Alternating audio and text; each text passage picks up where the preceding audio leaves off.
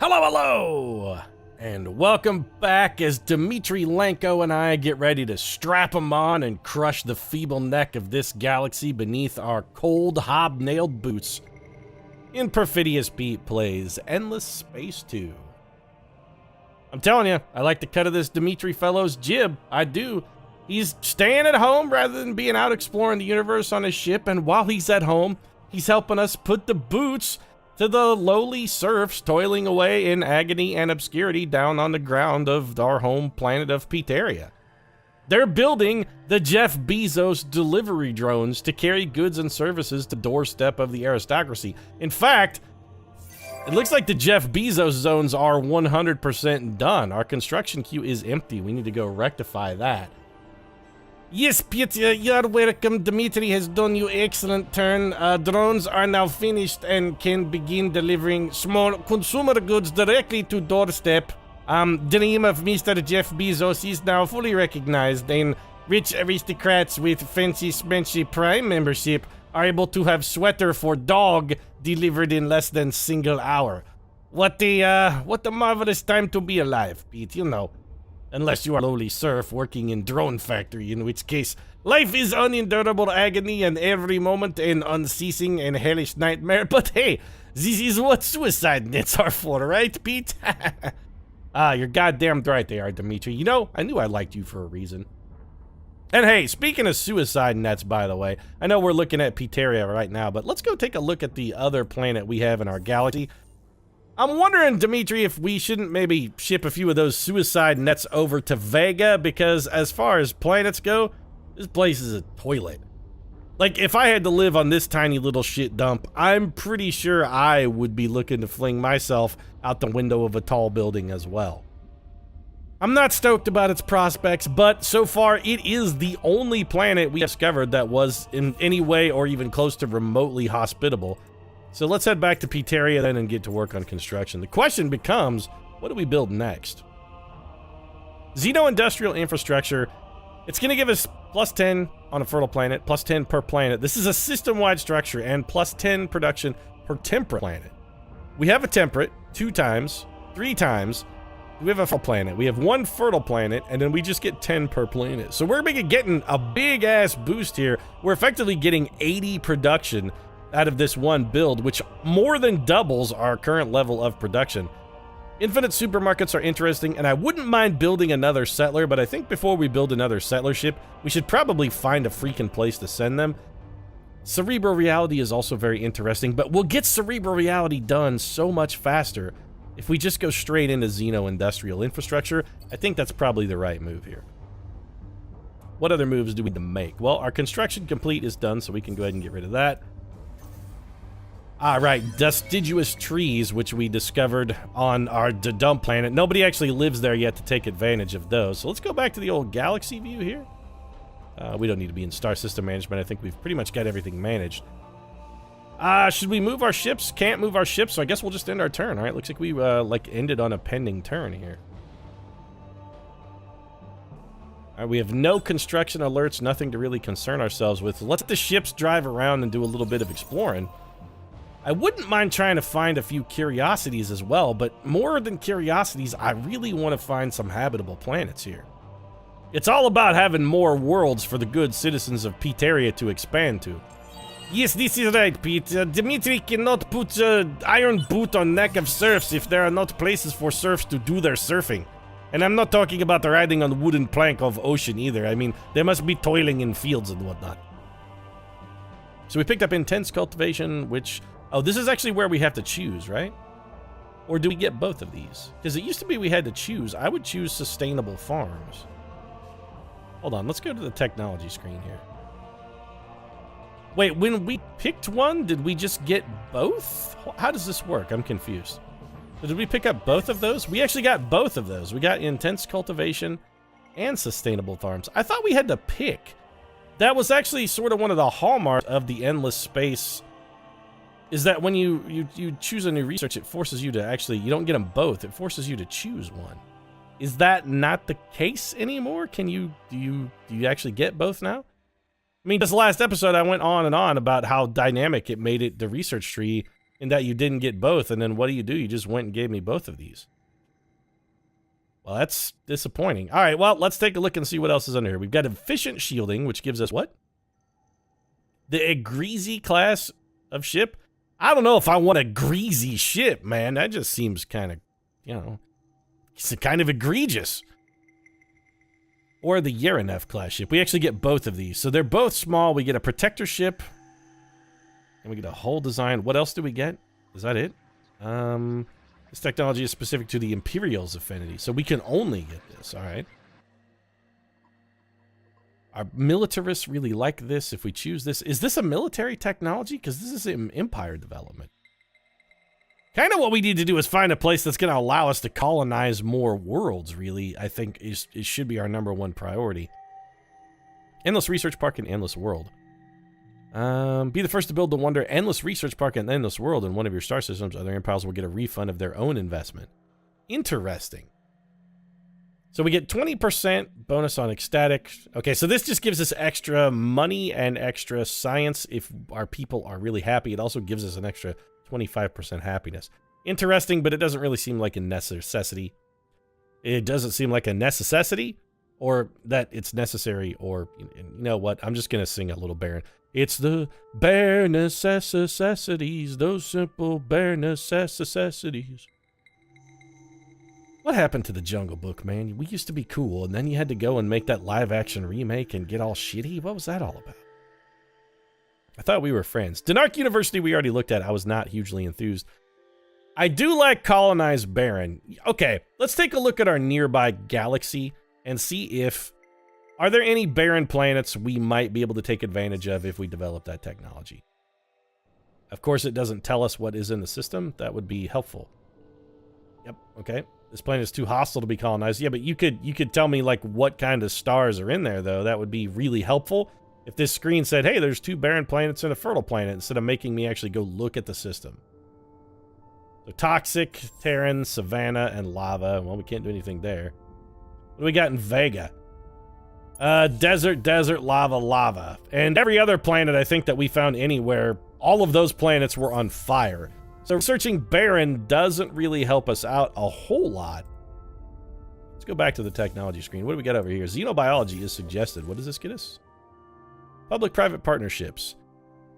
You know, yeah, a system improvement for more science. I like that. Colonized tundra planet. Also, you know, we've seen a tundra planet. What about rare earth foams? Rare earth foams gets us a debris analyzer, which is also pretty good. Or colonized Mediterranean, which... Don't we have some Mediterranean planets? Or weren't there some Mediterranean planets nearby? Mediterranean, I thought we had discovered one or maybe more of. Was there a Mediterranean planet on the Hezi? Nope.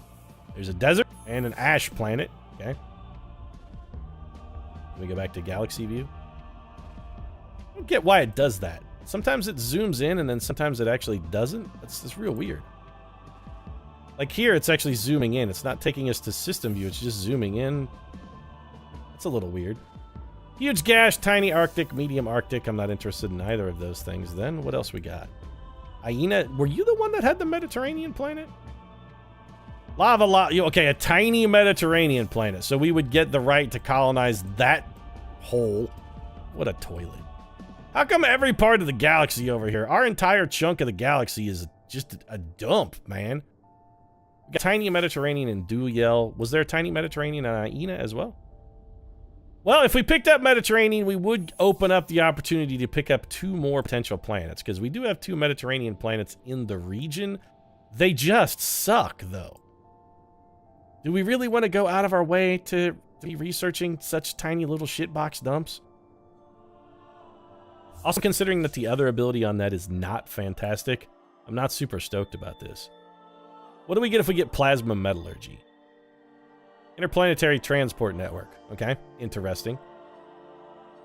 This would allow us to capture Hyperium, which seems reasonable. We already have xenolinguistics. What does multi-thread management get us?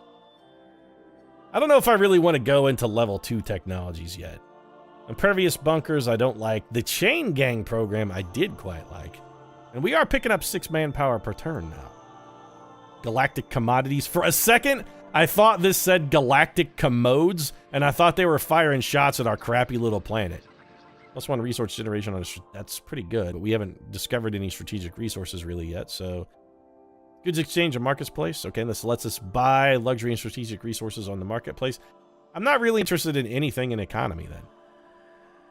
Colonizing a tundra planet. We could probably find a tundra planet. What's adaptive bureaucracies get us? Let's colonize barren. The university gives us happy, which is interesting. I think our citizens are actually still pretty relatively happy. I kind of want to give us something that will boost our overall science gain rate, though. I want more science faster. Epigenetic crop seeding. Okay, intensive cultivation and logistics is intriguing. I'm not really interested in the ships at the moment. Those are like lowest priority. So I'm thinking like xenobiology or maybe rare earth foams. I kind of feel like public-private... You know what? Okay, here's what we're going to do. We're going to do public-private partnerships because if we build this system improvement, that will let us get rare earth foams really fast, and then we can worry about start colonizing Mediterranean planets. This will allow us to colonize the Mediterranean with something other than pirates. All right, next research. Okay, we're good. Then let's make you go away and start cranking through some turns here. It is worthwhile to note that our ships, if we don't tell them to move, they do move on their own. Also, where did this ship come from? Wait. Where did you come from? This ship is going to Vega. What are you, ship, though? Like, what is this? All right, we gotta look at our fleet. We did not build another ship. Why do we have another one? I have a settler? From where? Or is this just the design of the ship? This is just the design of the ship. Also, why does our colony ship? It shouldn't have guns at all. We need to redesign that. I want our colony ships to be, like, as cheap as possible. What is this ship, though? Click to manage your fleets and ship designs. Yes, this is what I would like to do. I only have one fleet, and it's this fleet that has a patrol ship in it. What's this other ship? Oh, you know what? I bet this is a shipload of colonists at Vega. That's probably what it is. They heard about his sweet claw, and they were like, man, we gotta get down to Vega. You seen that? Homeboy climbs up on the cage and then stab, stab, stab. So what's going on down here in Kamos? Kamos 1, I don't really need to look specifically right at the planet. Kamos 2, hey, a small jungle planet that is currently colonizable and has more deciduous trees on it. Okay, some molten springs. We should build some kind of like science vessel to try and investigate curiosities as well. We do have one team out on patrol and scout. So what we really need to do then, it feels like, is build a bunch of colony ships. Once we get our production chain sorted, I think we're going to start building a couple extra colony ships. We'll redesign our colony ships to make them more effective. Man, people are like fucking flying out of our planet in droves though, huh? What, you don't want to live in the Petarian Empire, you scumbags? Why not? Dmitri Lenko has gained enough experience to reach level 2. Yes, Dmitri has leveled up a game of keeping boot on neck of serfs. Never before has man crushed so many hopes and dreams and put people to work in miserable drone factory. Dmitri, he knows what he is doing. Protective formations, so we get 5 extra shield absorption if we do it on a fleet. Rousing order, +1 influence per person on planets. Interesting. Persona means, okay. Bonus damage on your ship. +5 dust on system per sterile planet. Meh, no. Optimal operations expert. +1 production per person, +1 food per person. Or cosmic castaway, +4 experience per turn on a fleet, +1 vision range on fleet. I like a couple of these. Rousing orator, you know what? I think kind of got to go with optimal operations expert though. Really right now, that's what we're looking for. Yep, apply the skills. Yes, that is right. Now Dmitri is even better at applying boots to neck of unwilling populace. More work will be done under Dmitri's watch than has ever been finished before, Pete. You just wait and see. Stuff's going to get done under a watchful eye and cruel boot of Dmitri Lenkov. Dmitri, he is a crushing... Ooh, hey, Takim is over here. So I guess our probe must have found that, and we actually launched another probe that went out into deep space and never came back. Didn't find shit, because it's at the end of a spiral arm of this galaxy. Really wish I had launched a probe in that direction. Could have done a lot better with that. Lesson learned, though. Next playthrough, we'll know, hey, don't launch a probe out into intergalactic space. So our little ships are still moving, and we're basically just chewing through turns here, waiting for the dank discoveries of our exploration fleet here. Also, we're waiting for our research and engineering. I mean, this is a 4X game. The early game is always going to go really quick while you mostly just wait for a few improvements. Okay. Construction is complete. Xeno-industrial structure, fantastic. I like that. I think what we do now, we should probably go, well, I mean, sustainable farms is interesting. Pete, why are you so focused on food? Well, food is going to allow us to level up our population faster. The more population we have, the more work is getting done. Also, how come this didn't... This is a system improvement. Should this not have doubled? So we have plus 30 from Xeno-industrial infrastructure. It seems like that should have given us more. Getting an extra 5 from our drone networks. I mean, still... We got almost as much from Xeno-industrial infrastructure as we had from other sources, so that's not terrible. But I really was expecting more. So intensive cultivation is a unique improvement. Okay. Is this a system improvement? Plus 25 food per system level, plus 3 on original empire population. Can only be built once per empire. Interesting. I don't know if we want to build this here. What does sustainable farms do? Sustainable farms just give us plus 10 food per planet and an extra 5 if it's hot or an extra 5 if it's cold. We're not going to get either of that here. Well, we have a hot planet, but temperate, temperate, temperate. But just an extra 10 food per planet. I think we build the farms. Oh, are we building sustainable reality? You know what? Yeah, plus 10 science. I'm okay with that. Let's go ahead and do that. Let's just queue these up. We'll do cerebral reality, then we're going to do sustainable farms. I like this as a plan. This seems respectable. Create a new fleet from the selected ships. Okay, this is our fleet management at our planet. At some point, we are going to have to start building some fleets of settlers. We should probably get into the ship design aspect then, because we are going to want to redesign our settler ship. Our goal is to make that bad boy just as cheap as is humanly possible. So there's a collapsing star over here. We did not discover whatever is over in this region, but that's okay. The spiral arm runs down this way towards the center of the galaxy, and I kind of want to figure out where our enemies could approach us from and see if maybe there's not a way we could bottleneck them. So this construction is already finished. What is this? A collapsing star discovered. You've discovered the QR32 collapsing star. You must extend your system's influence over it to receive its bonuses. Oh, it gives us plus 50 influence on a system. Intriguing. How do we expand our influence, though? I'm guessing that's probably this little red ring shows our influence. How do we expand that? Maybe, probably building a colony will do that, I'm gonna guess. More turn ending, then. How's our manpower coming along? We're about halfway to our overall goal. Okay, what is this, though? Population gained. So Peteria picked up another population of Imperials. That's fine. I like Imperials. You guys are loyal citizens. Yes, that is right, Pete. They are loyal workers in the drone factories of Jeff Bezos. See, they're up here. This drone is actually a security drone that uses to oppress populace. The sad thing is, populace that is being oppressed by security drone actually built drone. They are party to their own destruction, Pete. It's most unfortunate for them. But it's fantastic for Empire. We have unlimited drone technology. So we found Sirius. A trans vine. Okay, so there's a luxury deposit here. We got... Oh, hey, it tells us... Okay, we have a couple... Man, we got this deciduous trees. Deciduous trees. This shit is everywhere, though. We got some here. We got some here. We got some here. This also has titanium and hyperium. Okay. What's Sirius got? They don't have deciduous trees. They have trans vine, which is a common luxury. What's the planet look like, though? Okay, we could colonize that monsoon planet. Yeah, sounds like a great idea.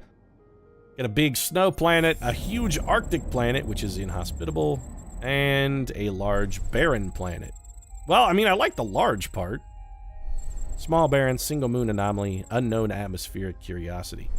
Okay. Discovered another collapsing star. Yeah, we sure did. Let's go ahead and get rid of that because we discovered it once already the first time. I guess we're about to discover another one as well. Xenobiology finishes in 1 turn. We may have to reprioritize our construction a little bit. All right, so xenobiology is complete. What do they have? They've suggest. Oh, hey, they're suggesting stuff for us to research. Economy and trade. Interplanetary transport network. Intriguing, but Hyperium capture is... I mean, we do have some. Botanical scanning. +4 food per person on planet. That's pretty good. Okay, I mean, we would get +10 per luxury resource deposit, and it's just +20% food overall. That is a system improvement as well. In-way fusion bunkers. I mean, we already looked at this one. Eukaryotic sap. What do you do? Applied to happiness program. An empire improvement. Approval. Just gives us +5 happiness in all our planets. Okay, what else? It also lets us colonize snow planets. And what is this ability? An H-field fleet accelerator. Fleet movement points. That I like, but it requires Hyperium in order to build, and we don't currently have any. This allows us to colonize snow planets, and it also gives us a bonus to influence, which we can use because we... that's tempting. Because our influence, we can buy stuff with influence since we are the Imperials. I really like Chain Gang program too, though. Impervious bunkers, those I'm not really that concerned about. The other thing we could do is go for the cultivation and try and keep stacking on the food to get our population up. Or alternatively, you know, we could just say to hell with all of this and go rogue and research whatever the hell we want, like machine bacteria. Titanium probes, okay. Colonize steppe planets. Hyperium probes, okay. What else we got? Rare earth foam. I mean, I'm still leaning to colonizing Mediterranean and just taking the rare earth foams. Support modules are useful. Adaptive bureaucracies gives us what? Oh, the university, which we already have. The ability to colonize Baron, which we're not that worried about. What's this? Oh, I guess once you research a technology in this level, you get this? You just get Endless Research Park and Endless World? Probably. Or maybe you have to research everything? What does this do? Oh, titanium. What's Astrofinance get us? Looks like it gets us cash and more cash. Atmospheric filtration lets us colonize ash planets. I'm more tempted to just take the interplanetary transport where it can learn Hyperium than just about it. You know what? Yeah, let's do that. We're industrialist. It is right, Pete. The drones must go on. They must be built. We will bring all of the drones. They will all come to bear. So that's taken care of. What's this? Technology stage unlocked in Science and Exploration Quadrant.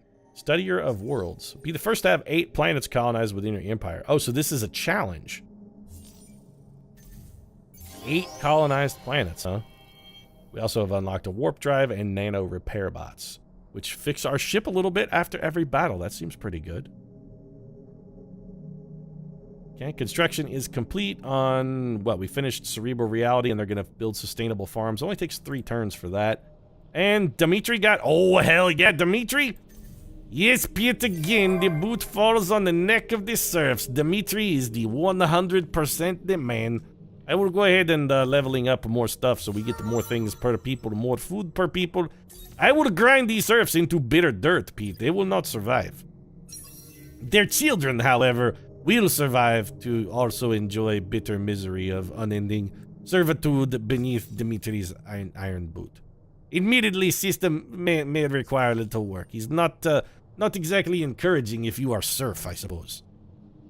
So let's finish sustainable farms, and you know what? Let's go into our fleet. I think it's time that we learned how to redesign a ship. So this settler, let's edit this bad boy. We got to get rid of everything extraneous. Wow, that's really loud. So this is weapons. We have high-capacity slugs. Yeah, we're going to take those off of there. Empty ship slot. Okay, we could install a module.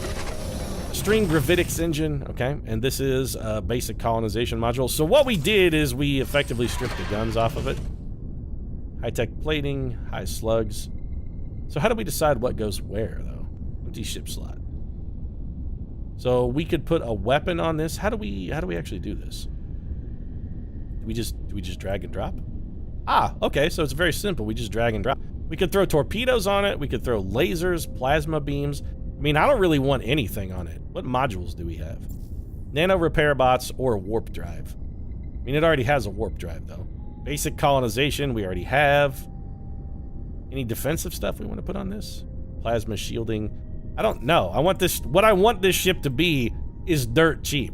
I want to give it like a warp engine to get it where it's going, and colonies. Yeah, that's it. Apply design. Make this ship as cheap as possible. We've called this the Settler 2.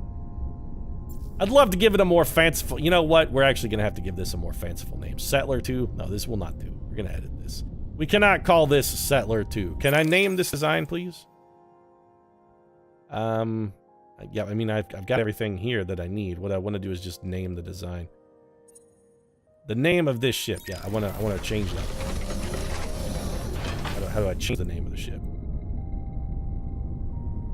I mean, I understand it's a settler ship, but I want to change its name. Can I not do that? I'm going to be real salty if you won't let me change the name of my ship design. I don't think it's going to let me change. Can I? Nope. Okay, well, we cannot rename this. Man, that sucks. I was going to name it like the bargain basement dump bin ship. I was going to call it like Coach. Because everybody who flies in one is in fact flying Coach. So let's get into our build queue then, and we'll just put a Settler 2 in here. How long does that take? 5 turns. You know, by the time we can finish 2 of these ships, I would be willing to wager that we will have 2 planets available for colonization, 2 additional planets. So I'm okay. Let's queue up a couple settlers and start expanding. We got to hit the first X of the 4X game. Expand is the first X. We're gonna start expanding. Kind of like my midsection from all of the donuts I've been eating lately. It's starting to expand, too. I'm surprised we have not yet run into any other civilizations. I would have kind of expected us to have done so by now. Dmitri Lanko is level 3. Yes, this is fine. We already took care of that. Dmitri just wanted to remind you that I'm here. And also, Pete, that your Emperor time for the day maybe feels like it's done. Time is getting a little watch. Dmitri tapping watch. You can't see it, but I am his own wrist. I assure you it is not made of bones of surf that I have abused, crushed, and forced to commit suicide. Well, Dmitri, that last part got a little dark, but I think you're right about the time. If you enjoyed this episode, feel free to drop a like down in the comment section. Support really does mean a lot. If you'd like to see more of Dimitri's crushing of the serfs and what potential dividends it has for us personally, you might consider subscribing as well. Post new episodes of Endless Space every single day. Right now, thanks very much for watching. We'll see you again soon.